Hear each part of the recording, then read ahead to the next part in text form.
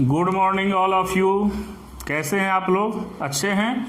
तो आज हम लोग एक आपका एग्जामिनेशन का जो पैटर्न चेंज हुआ है इस पर हम लोगों ने बात करने का सोचा है, और आप लोग का ये डिमांड था कि सर इस पर किस प्रकार का पैटर्न आगे रहेगा, कैसे एग्जामिनेशन को जो है कंडक्ट किया जाएगा, इस पर एक परिचर्चा होनी चाहिए। तो हम लोग इस पर इसीलिए आए हुए हैं कि इस पर आप लोगों को कुछ बताएं।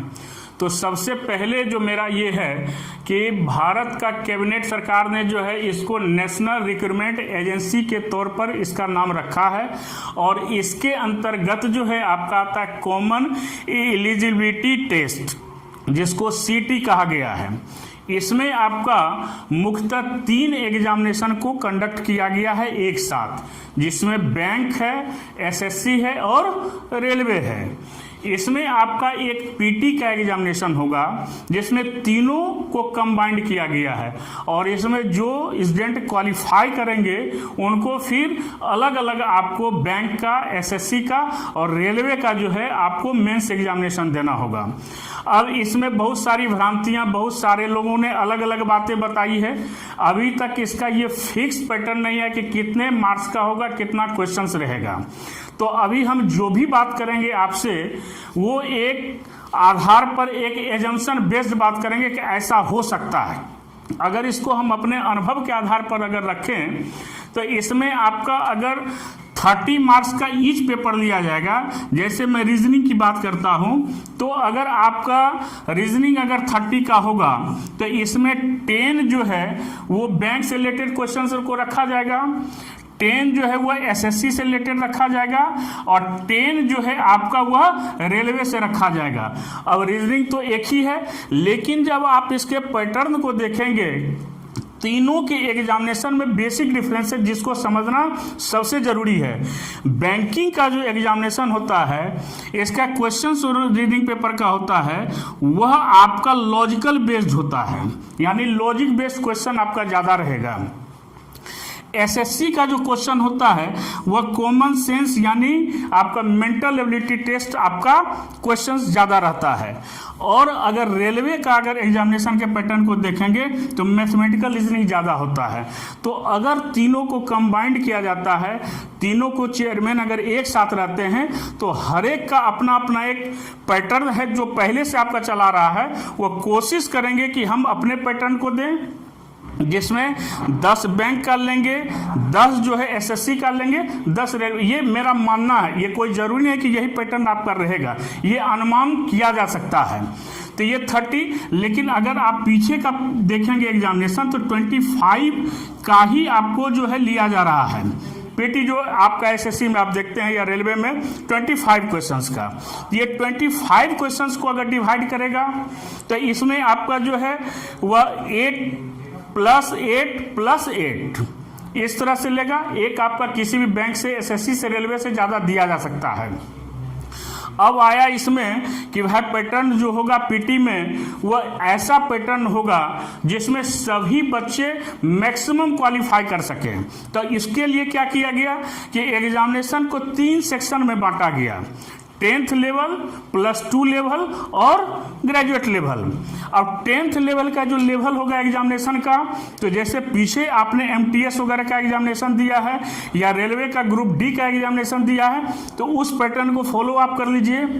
अगर आप +2 लेवल में चलते हैं आप, तो एलडीसी जो एसएससी का आपका है या टेक्निकल आपका रेलवे का भी कुछ एग्जामिनेशन होता है, सिग्नल मेंटेनर वगैरह का, उस पैटर्न पर लिया जाएगा। ग्रेजुएट लेवल का अगर लेते हैं तो उसमें आपका एसएससी का ग्रेजुएट लेवल भी ले लीजिए, और बैंक का भी आप जो है वह बैंक पीओ का क्वेश्चन ले लीजिए आप। तो ये तीनों पैटर्न को मिक्स करके आपको जो है ये दिया जाएगा, और तीनों का अलग अलग जो है ये पैटर्न होगा, 10th, +2 और ग्रेजुएशन। अब इसमें ऐसा होगा कि एक एग्जामिनेशन ईयर में 2 बार आपका जो है कंडक्ट करेगी। तो कितना हो गया? 2 10th हो गया, 2 आपका इंटरमीडिएट लेवल पर हो गया, और 2 जो है ग्रेजुएशन लेवल पर हो गया। तो कितना हो गया? 6 एग्जामिनेशन। उसके बाद फिर जब आप क्वालिफाई करते हैं तो ये स्कोर आपका 3 इयर्स तक आपका वैलिड रहेगा, जो आप जिसके आधार पर आप रेलवे का मेंस दे सकते हैं, एसएससी का मेंस दे सकते हैं आप, और बैंक का मेंस आप दे सकते हैं। तो ये पैटर्न को हम लोग इस प्रकार से इसको समझेंगे। अब हमारा अभी अगर आप पिछले 2011 से देखें तो क्वेश्चन का पैटर्न जो है सारे एग्जामिनेशन का आपका चेंज हुआ है।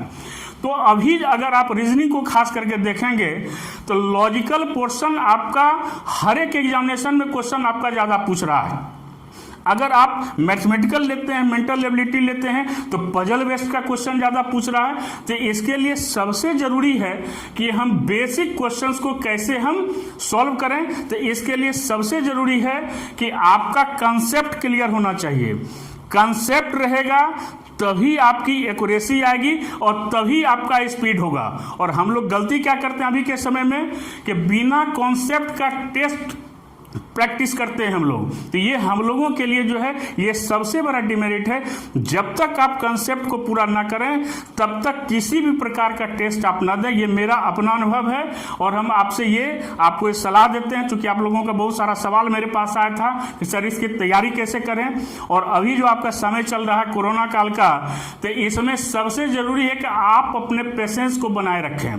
पॉजिटिविटी आप में सबसे ज़्यादा होना चाहिए।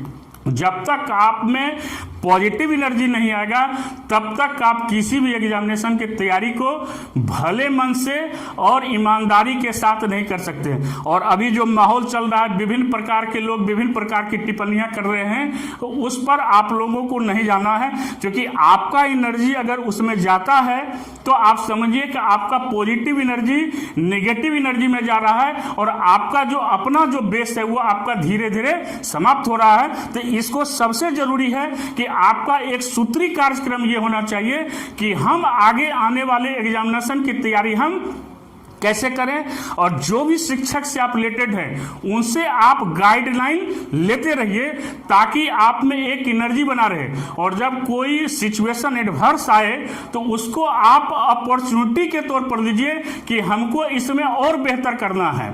अगर ये 6 महीना का समय आपको मिला है तो आप इसमें कितना बेहतर कर सकते हैं, कितना बेहतर पढ़ सकते हैं, कितना आप प्रैक्टिस कर सकते हैं।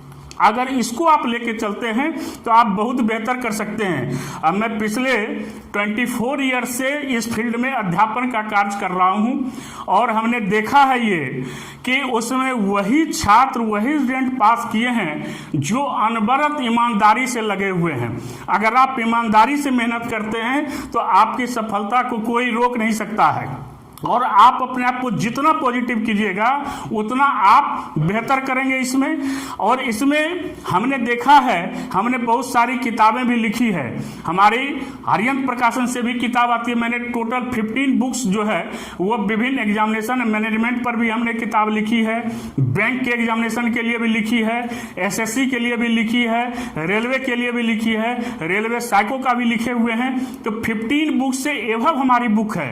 तो हमने और हम भारत के पहले व्यक्ति हैं जो सबसे पहले रीजनिंग को हमने कंसेप्ट के तौर पर लिखा, जिसमें हमने किताब लिखी 96-97 में। उस समय रीजनिंग का जो भी किताब हुआ करता था उस किताब में क्वेश्चन होता था और उसका आंसर होता था। ये कॉन्सेप्ट नहीं होता था कि किस क्वेश्चन को हम कैसे सॉल्व करें, कैसे उसको शॉर्टकट मेथड से हम बनाएं।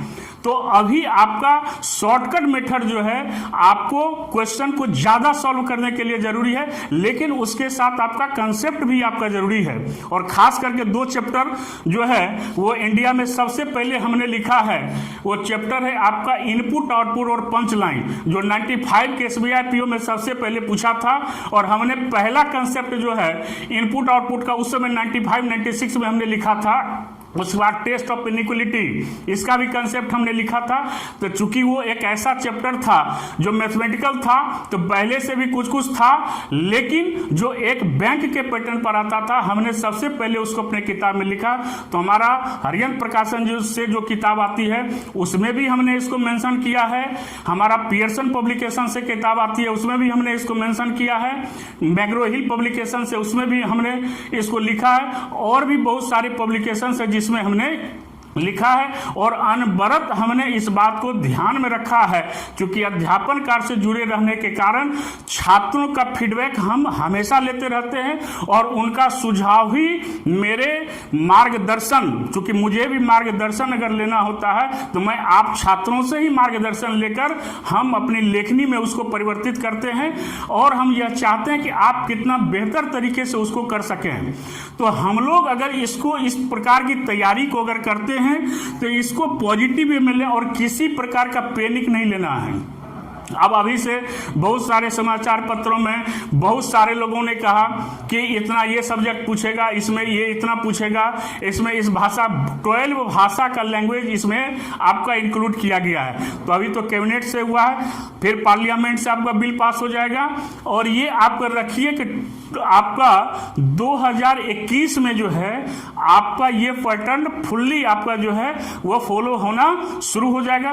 तो अब जो आप पहले देखते थे कि आप तैयारी कर रहे हैं तो फॉर्म निकलता था और 1 महीना के बाद एग्जामिनेशन हो जाती थी तो तैयारी पूरा नहीं हो पाता था, लेकिन अब आपका क्या है कि कंटिन्यू आपको तैयारी करते रहना पड़ेगा। पढ़िए और प्रैक्टिस कीजिए।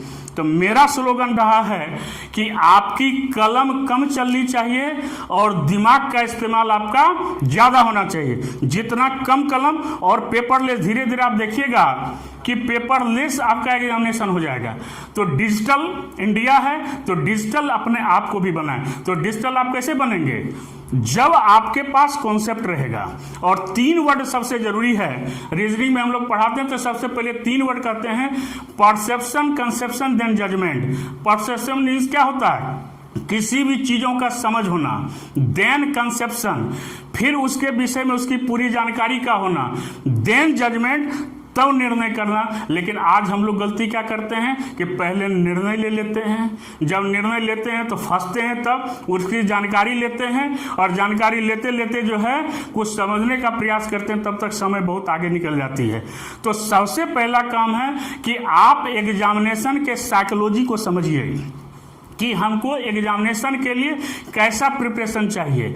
और कोई भी स्टूडेंट, मेरा दावा है, वह वीक नहीं होता, कमज़ोर नहीं होता है।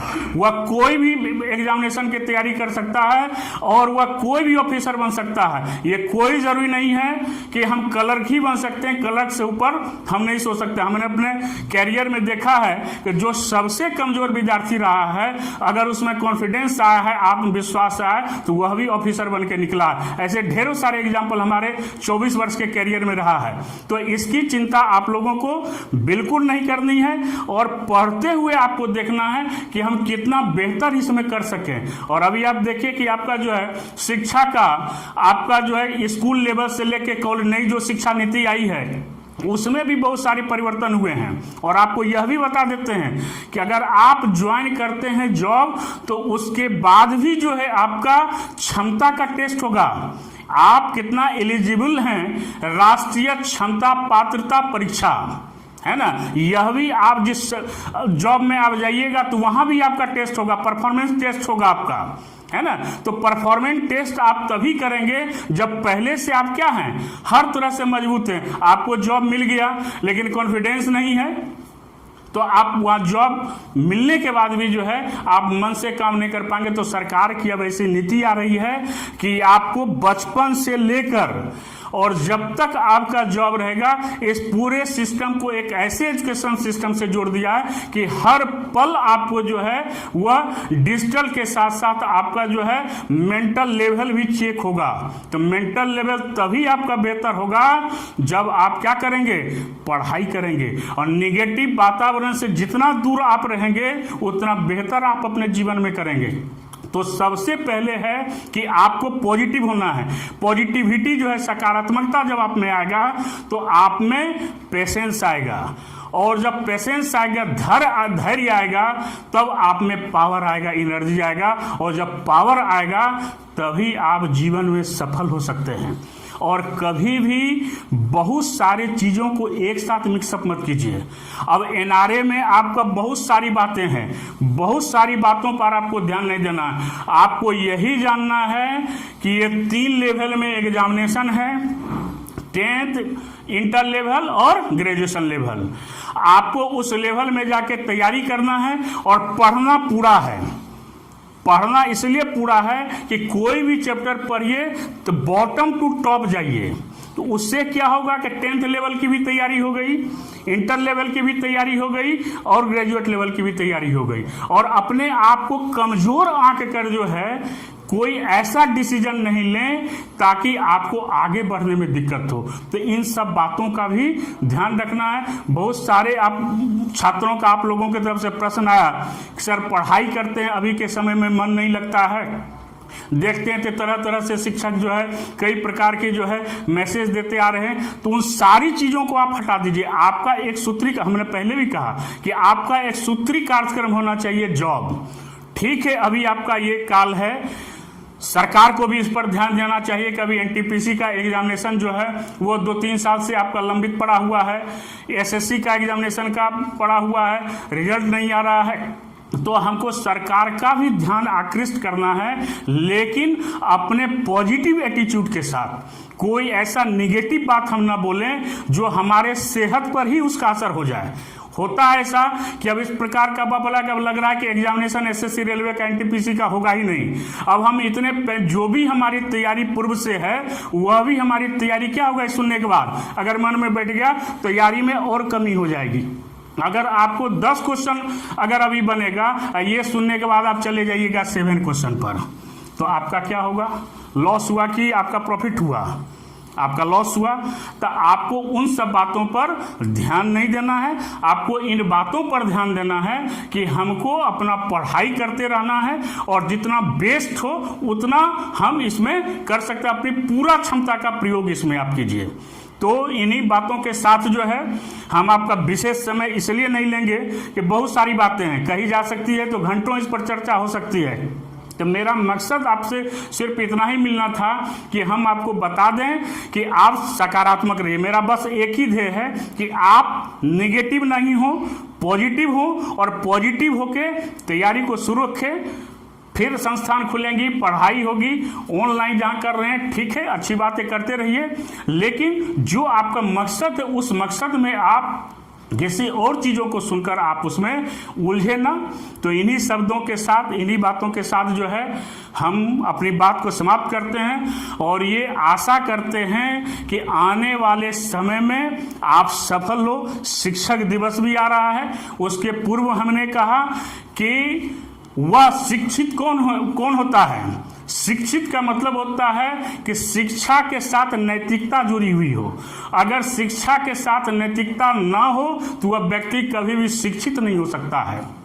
और आप छात्रों के लिए यह शिक्षक दिवस जो है एक आपका वैसा दिन है जिसको हम संकल्प दिवस के रूप में मनाते आए। हमने कभी शिक्षक दिवस के रूप में इसको नहीं मनाया है। हमने हमेशा कहा है कि आप संकल्प दिवस के रूप में मनाइए और यह मान के चलिए कि हमको एनी हाउ चाहे जितनी भी परेशानियां आए हम अपनी सफलता को हासिल करके रहेंगे। कहा जाता है कि फानूस बनकर हिफाजत हवा करे वो समा क्या बुझे जिसको रोशन खुदा करे। तो इन्हीं शब्दों के साथ हम अपनी बातों को समाप्त करते हैं और ये आशा करते हैं और संकल्प दिवस के तौर पर आप सभी छात्राओं को आशीर्वाद देते हैं कि आप सफल हो और आप अपने शिक्षकों से जिनसे भी जुड़े हुए हैं गाइडलाइन लेते रहिए और सकारात्मकता ऊर्जा के साथ आप आगे बढ़ें। धन्यवाद।